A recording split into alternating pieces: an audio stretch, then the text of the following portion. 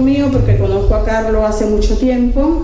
En su primer libro no se dio la oportunidad de que no la buscamos, de que él lo presentara aquí. Ahora con el segundo pues le alé un poco las orejas y le dije: Carlos, tienes que presentar tu libro en Fede Latina, y por eso estamos hoy aquí reunidos. Yo le escribí en las redes unas cuantas veces, fui escribiendo de Carlos, ¿no? Pero la última ocasión que lo hice ayer dice: cuando escribo acerca de Carlos Romagosa y sus dos libros, Cuando el ocio no existía y 6 conciertos en Londres, que se presenta hoy en Fede Latina, no puedo dejar de pensar y distinguir al Romagosa escritor y Romagosa músico, estudioso y revelador del son cubano. Como yo soy cubano, pues yo destaco en él lo más cercano que tengo, con lo mejor que me siento con él. Y es que sus libros reeditan toda una historia que, impregnada de música y ritmo, desemboca en el estudio y análisis de ese ritmo. El son cubano es un estilo de canto y danza que logró proyección internacional a partir de los años 1930. Combina la estructura y características de la música española con elementos e instrumentos musicales afrocubanos e indígenas. Es toda una simbiosis y un encuentro, el cual, como hispanoamericano, le estoy hablando a los hispanoamericanos, no es ajeno, al contrario, nos pertenece. El son cubano es uno de los más influyentes géneros de la música latinoamericana. Sus derivados y fusiones, especialmente la salsa, se han difundido ampliamente a través de todo en el mundo. Y para ello, recordemos a países como, por ejemplo, México y su son jarocho de Veracruz y el son huasteco de la Sierra de Huasteca. Y le decía al público: si quieren saber algo más, te esperamos en Carrer Nou de San Francés número 15 con las puertas abiertas.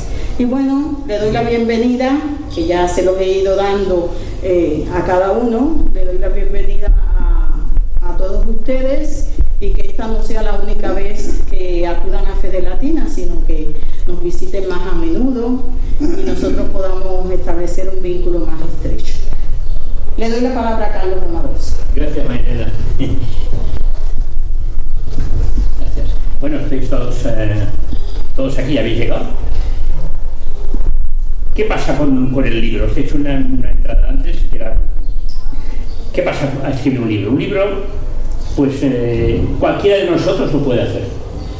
No es difícil hacerlo. Esto no tiene ningún mérito, más que el haberlo acabado. Hoy tengo 2 libros aquí.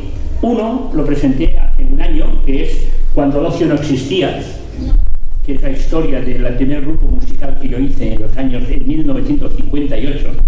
Para los que no sepáis la edad que tengo, yo tenía entonces 14 años, que hago un cálculo, tengo casi 80 el mes que viene, este mes de agosto. Entonces yo a los 14 años, hace 65 años, que yo ya vengo haciendo algo de música. No soy un músico con mis compañeros aquí de Son de la Alhambra, que es Luis y Antonio, me conocen. Bueno, no tengo ninguna habilidad especial, no soy virtuoso de nada, ¿no?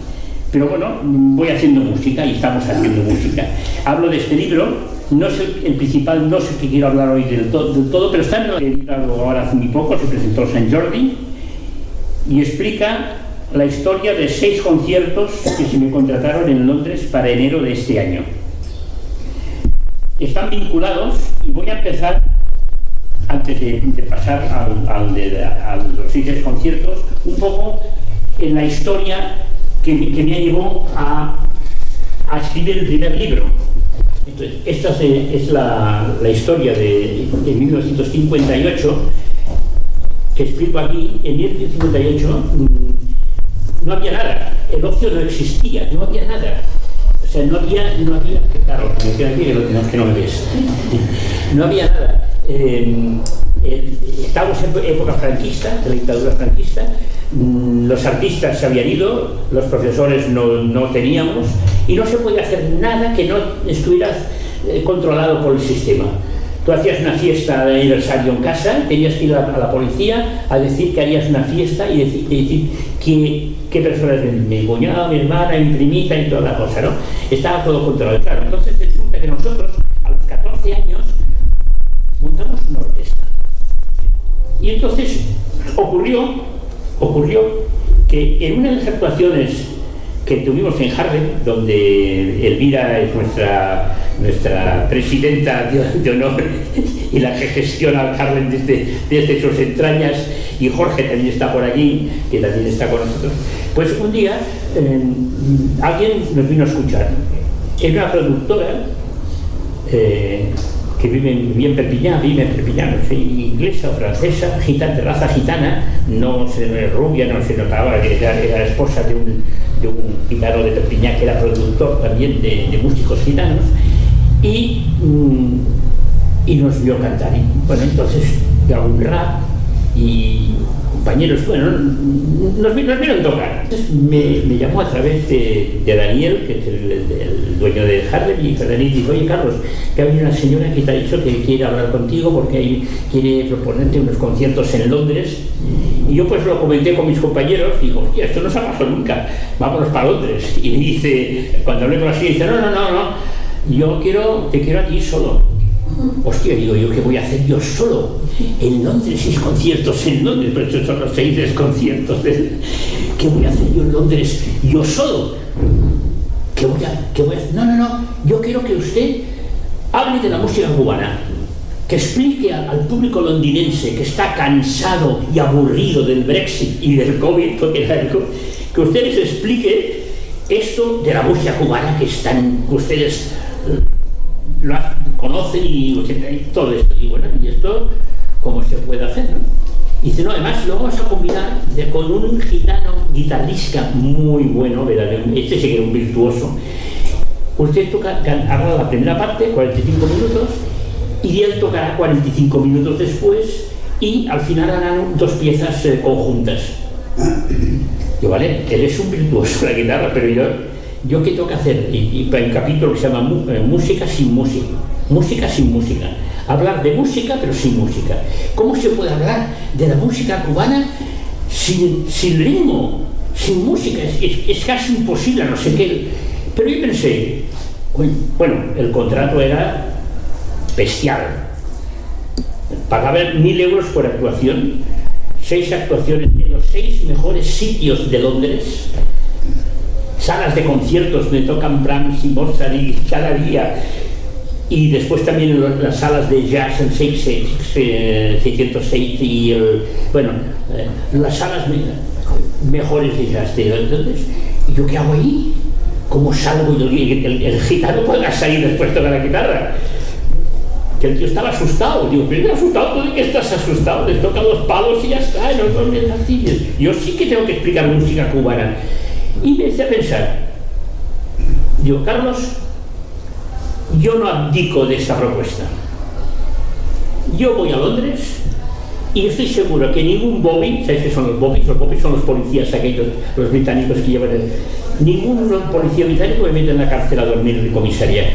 A un tío de mi edad, nada. Además, ninguno que protesta lo que dice, oiga, ese señor no ha cumplido con el programa lo que tenía contratado, si no le ha gustado, a mí no me iban a la cárcel, y yo voy y yo lo hago. Si se puede, ¿no? Olvida. Se puede. Entonces me empecé a pensar y digo, ¿cómo puedo hacer, no? Me planteé un programa minuto a minuto hasta los 45, y fui, que también este dibujo lo tengo aquí también, lo tengo puesto como una cosa curiosa, y distribuí el tiempo para poder presentar la música cubana sin música. Bueno, empecé a seleccionar vídeos, y así empieza la historia de la historia.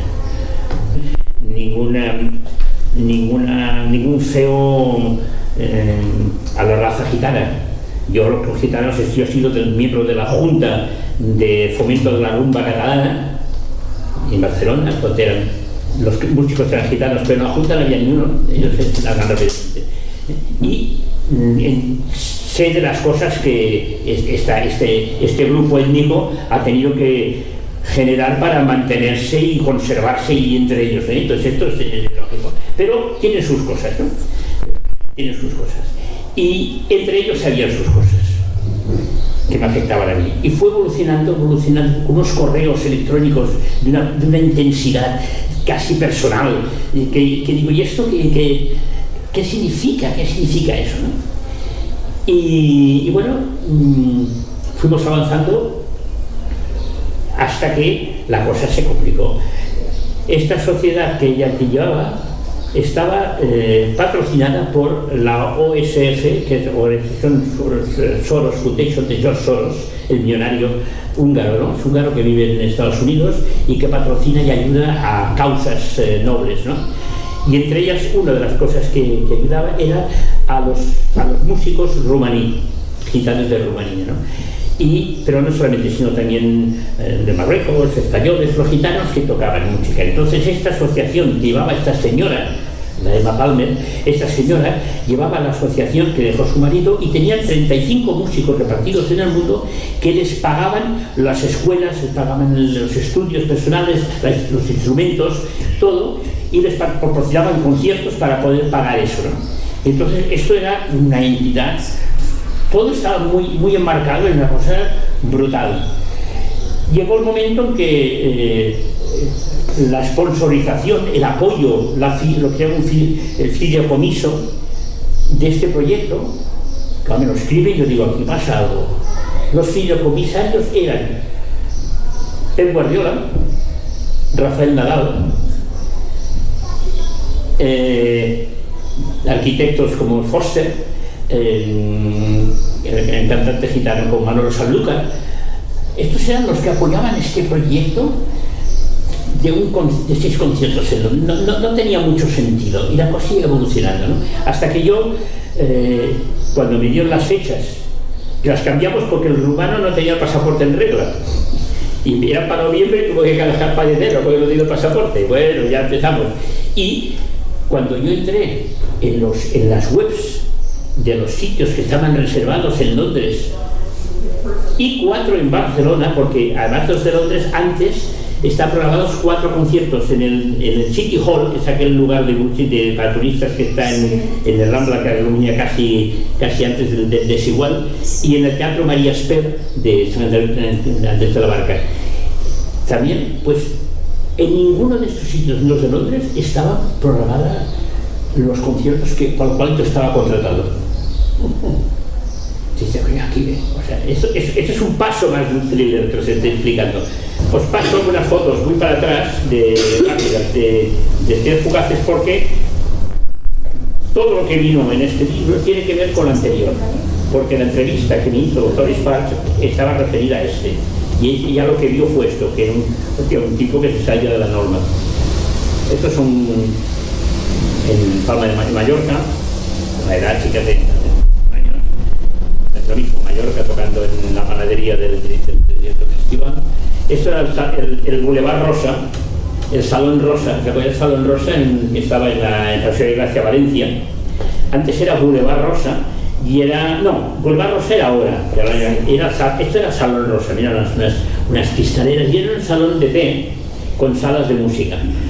Fijaros el conjunto, porque este conjunto es exactamente lo que llevaban los grandes de la música. Elvis Presley. Eran 4 tíos, eran no menos que nosotros, no llevaba saxo, Elvis Presley. Ahora vino el otro día, ¿cómo se llama? Que vino con el Obama, el Bruce Springsteen. Bruce Springsteen, es que no puedes imitar lo que lleva, o sea, lo que lleva el de equipo con unos autobuses, autocares que están una semana montando. Nosotros seremos no peores, inferiores artísticamente a los grupos americanos. Esto es la puesta de arco de Maribel Torres, de los Pinos Torres, en Sitges. Aquí tocamos con Django. Esta es del año 1965, también otra puesta de arco. Brutal. Esto es Black de Polo, de todo, tocábamos cada año en la fiesta de las mujeres de los militares. Y llegamos al libro que narra los engaños y las razones inconfesables. Cuando no entiendes una cosa, hay que buscar la razón inconfesable. Por ejemplo, un matrimonio que lleva 40 años casado y vive en un piso de alto, y tú estás bien imaginariamente, lo estás viendo desde el edificio de al lado. Llega el tío a casa: me cago en la puta, la tortilla está fría, coño, siempre está fría la tortilla. ¿Tú has visto que hacía poco que la mujer ha estado haciendo la tortilla? Y dice: la tortilla no es, ¿no? Y claro, la tortilla bien. Entonces hay una razón inconfesable. Podría ser: me cago en la puta, estoy hasta los huevos de ti, te cogería por los tobillos y te tiraría por el balcón abajo. Esto no lo puedo decir, es inconfesable, esta es la razón. Entonces hay que buscar qué razón hay que esto no funcione. Estas fotos me daban la solvencia para poder hablar, como podría hablar también Antonio y Luis, de la música en Cuba. Esta foto que estoy cantando aquí, es como están los compañeros, es en la Casa de la Trova de Santiago de Cuba. Muy pocos músicos, la lista no lo sabe, muy pocos músicos no cubanos cantan en la Casa de la Trova. El horario privilegiado, el sábado a la 1 del mediodía, que se ponía aquello. Y después hay un certificado del Encuentro de Trovadores de Santiago de Cuba, a mi nombre, que certifica por la destacada participación. Está firmado por Elías Ochoa, que es el presidente. Claro, bueno, lo puse porque si hay que hablar de Cuba, tú los has visto por ahí, pues tenía que demostrar que esto era así. Ya María Elena me facilitó cuando llegué a la residencia unas conferencias que di en las escuelas de música y hablaba del son cubano desde el punto de vista del infiltrado. Que yo iba a hablar del son cubano. Hablar del son cubano a los cubanos en Santiago de Cuba es como ir a vender hostias en el Vaticano. Vete a vender a los curas. Pues esto es igual. Y no, resulta que la visión que teníamos nosotros era distinta. Bueno, pues esto me ha permitido elaborar un discurso que yo podía explicar y podía ser lo que esta señora quería. Y tira para adelante, vamos a hacerlo. Nace de estas dos confrontaciones. Por un lado, no exactamente, porque los indianos no llevaban música, eran los colonos y los esclavos. Los colonos no llevaban las guitarras, pero bueno, pongámoslo como si fuesen los representantes de los españoles. Los españoles llevaron la guitarra, llevaron el lirismo a Cuba, y los esclavos trajeron la percusión. No trajeron los instrumentos con el nazi. Suficiente era con llegar con vida atados a los billetes, pero sí tenían el ritmo y la percusión cubana en su esencia. Y esto fue lo que juntaron con la guitarra española. Y ahí se produce la fusión de algo tan especial como es la música cubana, una de la música cubana, que es el son cubano, que nace de las familias. Las familias cantaban en sus casas a fiestas con un tres cubano, con una marímbula, con un cajón, con los instrumentos muy naturales. Cantaron esta fusión, porque habían negros ahí que habían llegado, y habían esclavos, y esta fusión dio lugar a una música muy simple, porque tenía que ser simple, que es el son. Y después, los lugares de culto, las salas, después eran 20 o 30 años después, le dieron categoría.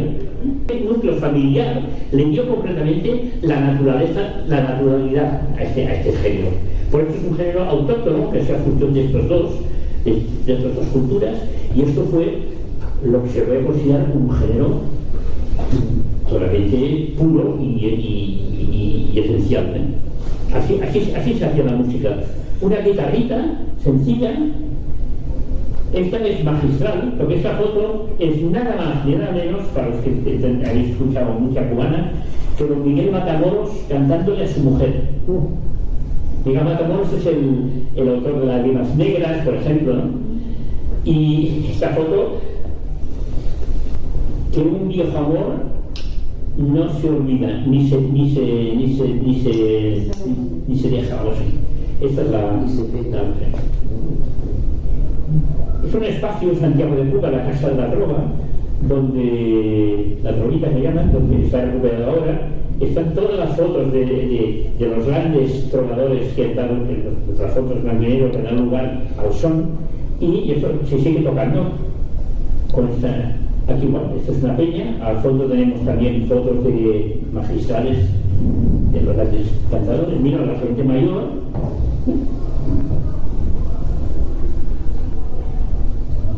Otra, esto es el son que se toca en Santiago de Cuba. A la izquierda también tenemos las fotos de gente, están Nico Saquito, están Almenares, ¿no? Y a la derecha está Almenares. Este guitarrista es su padre era un gran guitarrista y ahora todavía vive, gran compositor y, bueno, Casa de la Trova.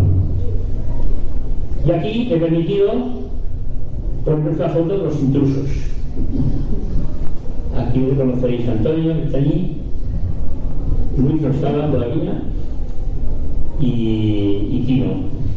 Creo que tocar en la Casa de la Trova no, con la gente sentada aquí, no es igual. El Festival Pepe Sánchez, esto es el patio Artex, otro lugar también. Fuimos mucho tiempo a tocar a Santiago de Cuba, muchas veces, y esto nos ha permitido conocer a estos músicos, conocer esta música, estudiarla, y hemos venido aquí a interpretarlo lo mejor que sabemos. Pero ¿dónde están los orígenes de esta música? Yo, como en la conferencia no podía tocar, me permití montarme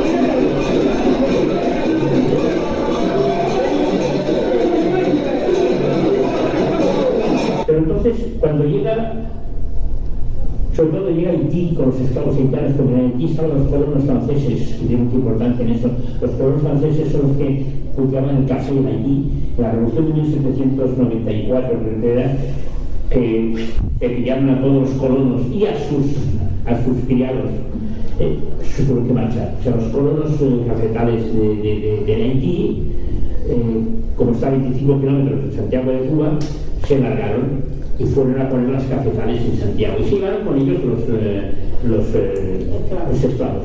Entonces estos esclavos, cualificados ya, fundaron allí una sociedad que se llama la tumba francesa, imitando la parte ondulosa de los vestidos, lo que hacía el vino francés, fijaros cómo podía ser esto, ¿no? Porque lo que hacían sus jefes, sus dueños, ellos lo imitaron ahí. Y entonces crearon la tumba francesa donde aparece lo que hemos visto antes de Nigeria, trasladado aquí. Aquí veréis que hay un maestre, que es el compositor, que es el que habla en francés, que es el que da las normas. Después van vestidos todas vestidas, y pues se basa esto a los timbales, hechos también con madera, y de ahí aparecerá lo que será posteriormente la tumba. Esto es la tumba francesa.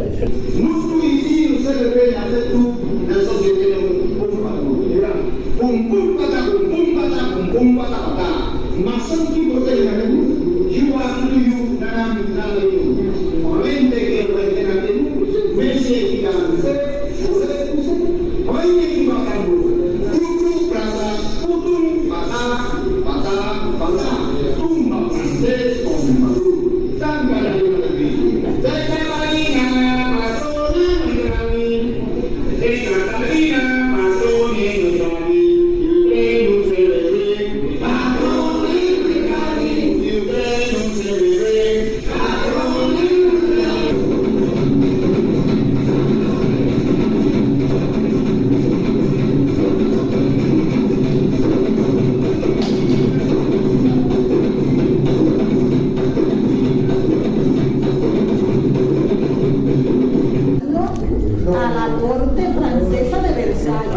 hubiera visto otros bailes, pero entonces había que ver los hombres con su mano puesta aquí, con las mujeres, y las mujeres así como si fueran los franceses, pero esa cultura a través de la rumba y a través de la rumba han combinado la rumba y la rumba y han convertido a lo que es la corte francesa, la convirtieron en un baile que por eso alcanza la categoría. Por eso se lo gestionaron en Francia, de patrimonio. Imagínate tú, ver a esos negros tocando todo aquello y haciendo como si fueran de la corte francesa, y que eso se ha transmitido de generación en generación, y hoy en día existen como la tumba francesa. Claro, porque esto es contemporáneo, no sé, será 20 años. No, la tumba francesa existe así mismo como tú la ves. Los esclavos de aquí se configuran en una sociedad que es actual, moderna, pero así. Patrimonio inmaterial de la humanidad. Sí, patrimonio, exactamente. Sí, señora, lo había apuntado, patrimonio de la humanidad. Inmaterial de la humanidad. Inmaterial de la humanidad, la tumba francesa. Cosa que la ruta catalana lo ha conseguido. Bien, ¿qué pasaba con estos dos vídeos? Pues que yo es como quería plantear mis conferencias en Londres,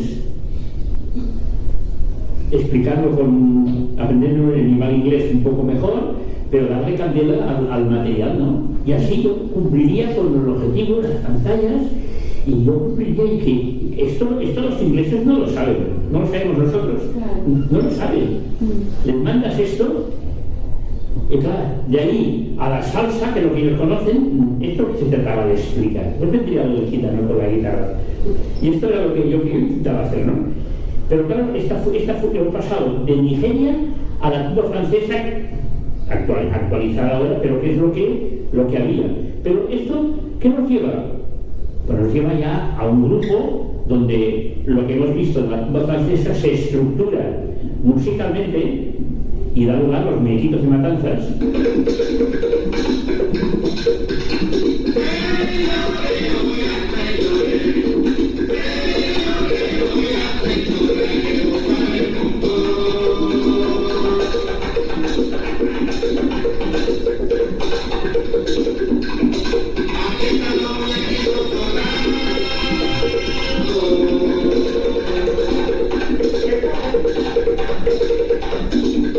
Lo que estoy poniendo ahora es parte de lo que iba a hacer en Londres. O sea, casi reproduciendo la ponencia entera, la podría proyectar cualquier día y hacerla aquí, ¿no? Esto se podría hacer. Pero bueno, estamos hablando del libro. Se me ocurrió entonces que yo tenía que explicar. O sea, yo no podía estar desorientada con una gente que me ofrecía no sé qué, unas circunstancias especiales en unos lugares brutales, que después no estaban agendados en sus webs, y que yo tenía que hablar con una gente que confunden la zapatilla con el mojito con la zapatilla, ¿no? Porque el Caribe para ellos es playa, el sol y tal, y todo esto queda ajeno. Esto es lo que me pedían. Yo muchas veces lo que pedía era esto, que ellos se explicara. Y yo podía explicar a alguien mucho más cualificado que yo. ¿Dónde vas a parar? Pero bueno, se fijó en mis 65 años, se fijó en lo que había hecho anteriormente y quiso que fuera yo. Este es un musicazo. Un live especial hoy hablando de la historia del son cubano.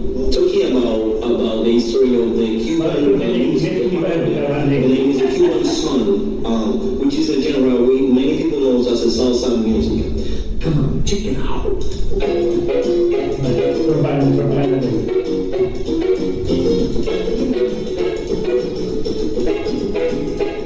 Vamos a hablar entonces, tenemos aquí la manípula, que es este instrumento que suena como bajo.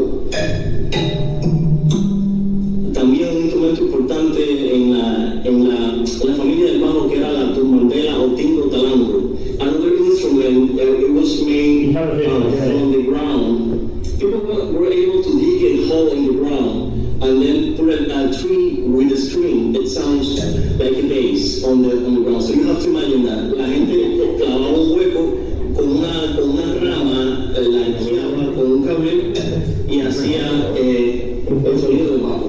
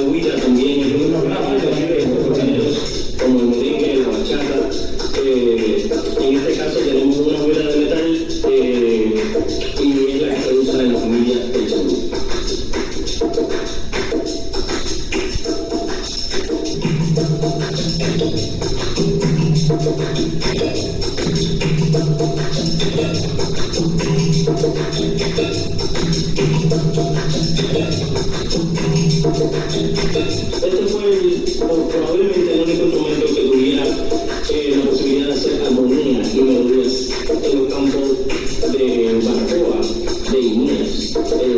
Entonces viene así, el 3-4 dice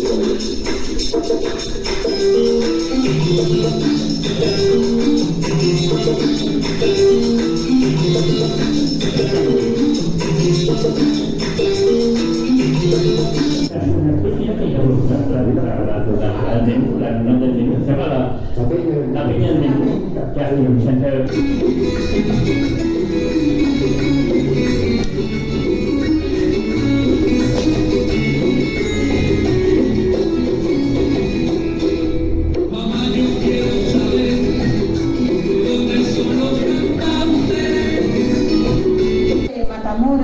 Mamá, yo quiero saber de dónde son los cantantes.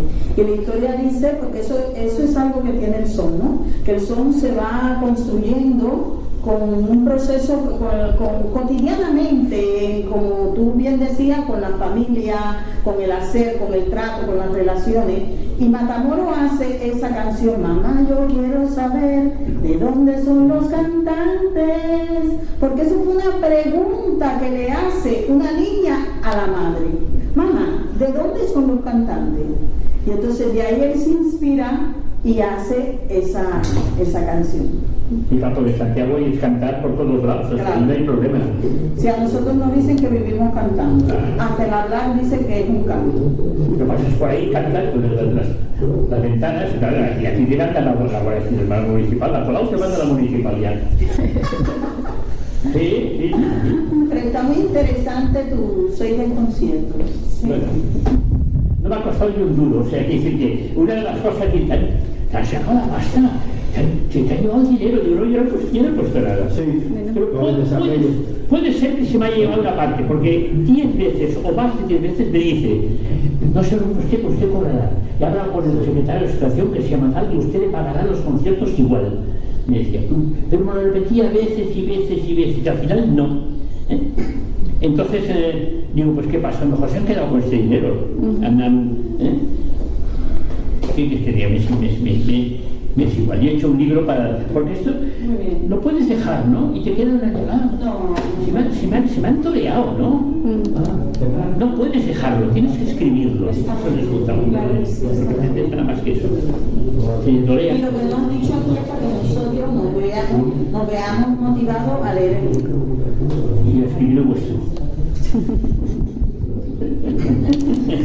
Matamoros, Mamá, yo quiero saber de dónde son los cantantes. Y la historia dice, porque eso es algo que tiene el son, ¿no? Que el son se va construyendo con un proceso, cotidianamente, como tú bien decías, con la familia, con el hacer, con el trato, con las relaciones. Y Matamoros hace esa canción, Mamá, yo quiero saber de dónde son los cantantes, porque eso fue una pregunta que le hace una niña a la madre. Mamá, ¿de dónde son los cantantes? Y entonces de ahí él se inspira y hace esa canción. Y Papo de Santiago es cantar por todos lados, claro. No hay problema. Si a nosotros nos dicen que vivimos cantando, hasta el hablar dice que es un canto. Lo que pasa es que por ahí cantan las ventanas, y aquí llegan a la Guardia Civil Municipal, la Colau se manda a la municipalidad. Sí.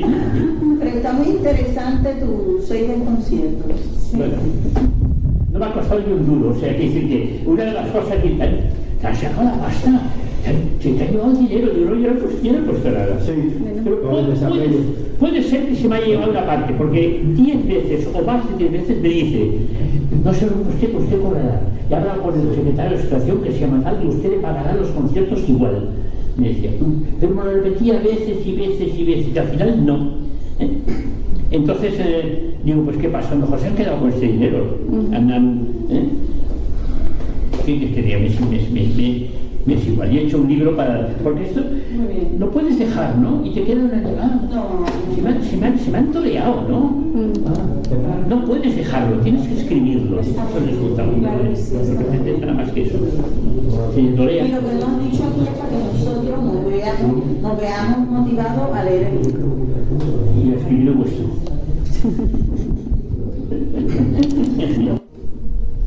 canción, la música cubana tiene esto, tiene el baile.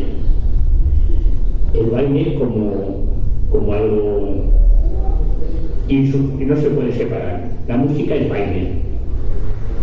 Esta pareja de la derecha, genial. O sea, yo en el libro la subtítulo digo, ¿cómo explicar a los ingleses lo que es la sabrosura? Explícales esto. Aquí en la entrada que puse aquí, ahí he puesto un texto de Mike Jagger que dice: es verdad que muchos músicos hablan de su trabajo como algo puramente artístico, como si el dinero no fuera con ellos. Eso sería estupendo, pero el rock and roll es un arte y negocio, y nadie puede escaparse de ello. Los Rolling Stones, efectivamente, son una empresa, y cuando salimos de gira hay un montón de familias que dependen de nosotros. Hay una frase también de Tony Sparks, compositora, guitarrista y cantante de Chicago, que dice: demasiadas veces en esta industria el músico sigue siendo el último, pero sin los músicos no habría música. Entonces, toda esta gente,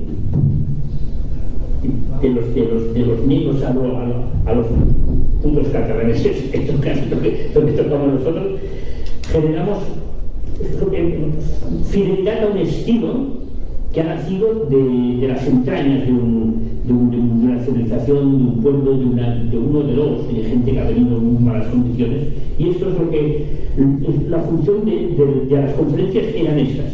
La función del libro ha sido denunciar, pues lo que digo aquí, un thriller con sentimientos cruzados pero sin muertos, pero con perjudicados. La gente que tiene sentido del delirio tiene sentido del placer de sentir la descarga de adrenalina, ¿verdad? Cuando ya te faltan 15 días para coger el avión y tú dices, oye, que no tengo los billetes, ¿no? No, ella sabe que no hay billetes ni hay conciertos, pero también te lo ha dicho. Y se acerca. Y al final, cuando explota la adrenalina, ¿cómo explota? En este caso explota porque me escribe su nieta de Perpiñán, de familia Montoya, gitana. Señor, somos gitanos y defenderemos a mi abuela hasta el final. Mi abuela ha tenido un aneurisma, está ingresada en el hospital. Entonces, con el guitarrista le vamos a poner un pleito porque nos debe dinero. El guitarrista había trabajado para ella, no llegó a trabajar porque vino el COVID, pero había cobrado 20.000 euros. Y entonces por esto no quería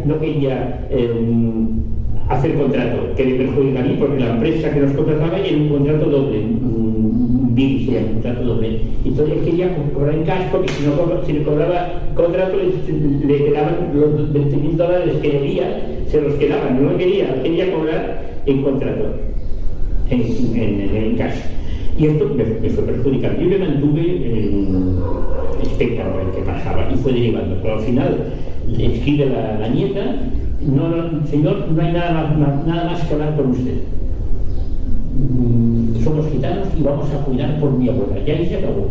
Pero entonces yo conocía a dos personajes de Perpiñán, porque yo vivía en Perpiñán y la nieta era de Perpiñán, que había sido secretario de la Asociación del Fomento de la Rumba Catalana. Era un gitano, un tío cultivista, muy culto, Martí Marfà, porque había estudiado en Estados Unidos antropología del pueblo gitano, y vivía en Perpiñán en aquel momento. Y cuando en la foto que os enseñé al principio del Parlamento, que fue el día que fuimos a presentarnos al Parlamento como para conseguir la aquiescencia de Cataluña para presentarnos en la UNESCO como patrimonio de la humanidad. Antes hay que ser patrimonio de tu lugar de destino, ¿no? Entonces fuimos ahí, pues por lo de la guitarra. Nos llevaba en todo esto un promotor de Perpiñán, que fue el que llevaba los Jigs y toda esta gente, los rumberos, y muchos rumberos que hay, y muchos gitanos rumberos que viven en Perpiñán. Era un que conocía Perpiñán. Y el marido de esta señora, de la que le había contratado, que había muerto hace 12 años, era un promotor de Perpiñán, o sea que tenía que conocerlo perfectamente bien. Y yo le escribí, pues le llamé y digo, oye, ¿qué pasa esto? ¿Tú conoces a esta señora de manera foto que me he publicado, que no querían? Y es promotora no sé quién es esta, ni sé quién es la fundación. El otro día, estas fotos antiguas que nos ha proporcionado un buen amigo nuestro, que es Simón Borrás. Simón Borrás tiene un bar en Gracia que se llama Raín, forrado de fotos de músicos cubanos, todo. Sabe un montón, no sabes si ha ido a Santiago de Cuba, y lo que hizo fue algo muy interesante, fue a los músicos mayores y fue a su casa y le pidió los álbumes de fotos. Y estas fotos salen de los álbumes de fotos de los grandes músicos cubanos mayores que ha hecho 2 libros. Uno lo tiene Antonio y otro tiene él. Ha hecho 2 libros grandes con fotos de nadie más, lo ha hecho otro. Pues este me dijo, de Simón, dijo, oye, perdona, ¿has pensado que a lo mejor la nieta no la nieta, sino que era ella? O sea, el delirio, yo al final no sé qué cómo acabarlo. Y en la piscina, que es un lugar magnífico, cuando estás haciendo piscina y las para atrás, se me ocurrieron 4 opciones que no las digo, pero están puestas ahí. 4 posibilidades que haya sido lo que hizo la quinta, que la nieta no fuera la nieta. Pero bueno, esto es lo que me ha dado lugar a escribir un libro que no será para la posteridad, pero que es un documento. Yo he sido periodista y entonces me gustan las cosas documentadas, como si fuese una crónica. No hay novelas, y yo las novelas no las sé escribir, y eso está ahí. Os agradezco de verdad que hayáis venido, y si un día queréis aprender más, haremos la conferencia entera.